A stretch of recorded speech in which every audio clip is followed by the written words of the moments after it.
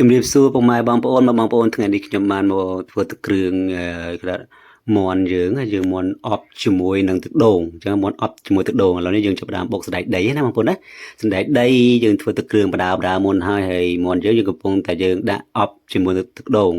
អញ្ចឹងឆ្លៀងឆ្លៀតពេលហ្នឹងខ្ញុំមកធ្វើទឹកជ្រលក់វាហើយអញ្ចឹងថាទឹកគ្រឿងអញ្ចឹងបងប្អូនណាយើងមានសណ្តែកដី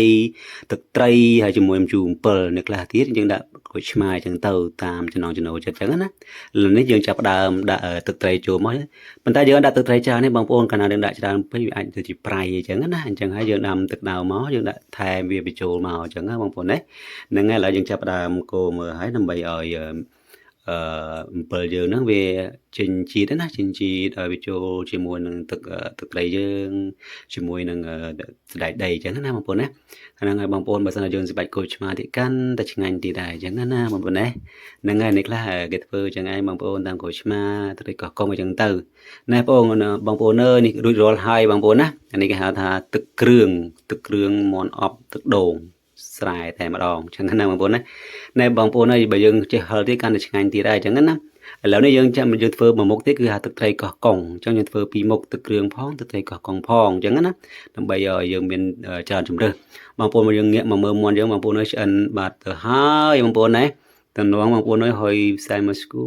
រឈ្ងុយមែនទែនបងប្អូនឲ្យជាតិមកឈ្ងុយស្លឹកគ្រៃស្លឹកអីស្លឹកក្រូចអីហ្នឹងណាគួយសាច់ឲ្យកាន់តែឈ្ងុយមែនទែនបងប្អូនតំណងមែនបងប្អូនមាន់ស្រែមិនងាយបានហូបមាន់ស្រែណាបងប្អូនណាត្រូវតែយើងចិញ្ចឹមខ្លួនឯងយើងដឹងខ្លួនឯងមិនដឹងថាមាន់ស្រែអញ្ចឹងណាបងប្អូនណាណែបងប្អូនហើយជាតិមែនទែនបងប្អូនណាជាតិមែនទែនថាជាតិដែរបងប្អូនណាឆ្ងាញ់មែនទេបងប្អូនតំណងគាត់ឃើញអែមមែនទែនណាបងប្អូនណាងាកមកមើលម្លក់យើងម្ដងម្លក់យើងមានអីបងប្អូនអើយទិញទូចហ្នឹងហើយមានហើយខាត់ណាយអញ្ចឹងទៅអញ្ចឹងណាយើងបានលាងទឹកលាងអីស្អាតរួចរាល់អស់ហើយយើងដាក់នៅចានមួយស្អាតអញ្ចឹងណា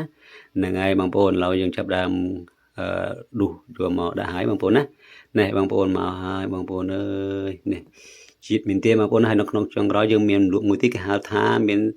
ត្រប់មានតកូនអីចឹងទៅអញ្ចឹងណាបងប្អូនមាន់ដុតយើងមិនមានថាខណាទេអញ្ចឹងមានបន្លែម្លប់ច្រើនដែរហើយមាន់មួយគឺតំណងដែរបងប្អូនអើយអប់ទឹកដូងឈ្ងុយមែនទែនសត្វធម្មជាតិទៀតណាបងប្អូនណានេះបងប្អូនអើយជាតិមែនទែនឲ្យបងប្អូនមើលមួយមើលឆ្ងាញ់ដែរណានិយាយបដាចង់ស្រក់ទឹកមកបដាអញ្ចឹងណាបងប្អូនណាអានេះទឹកត្រីកោះកុងបងប្អូននេះកោះកុងនេះបលក់យើងហ្នឹងលក់ឆ្អិនណាបងប្អូនណាមានទឹកគួនមានត្រប់អីហ្នឹងទាំងទៅហើយទឹកគ្រឿងយើងមានទេខំពីលើទេកាន់តែឆ្ងាញ់តែម្ដងអញ្ចឹងណាហើយអានេះចំណែកអានេះគេហៅថាខាត់ណាបងប្អូនណាអញ្ចឹងលក់យើងមានច្រើនប្រភេទណាបងប្អូនអើយហូបក៏មួយណាក៏បានដែរឥឡូវនេះយើងចាប់ដើមហូបហើយបងប្អូនបែរអស់មួយចំណិតបាត់ហើយលឿនមែនតើអញ្ចឹងណាបងប្អូនណាតំណងពេកអញ្ចឹងយើងភ្លក់មើលឆ្ងាញ់អីអញ្ចឹងណាបងប្អូនមកបងប្អូនអ្នកនរគ្នា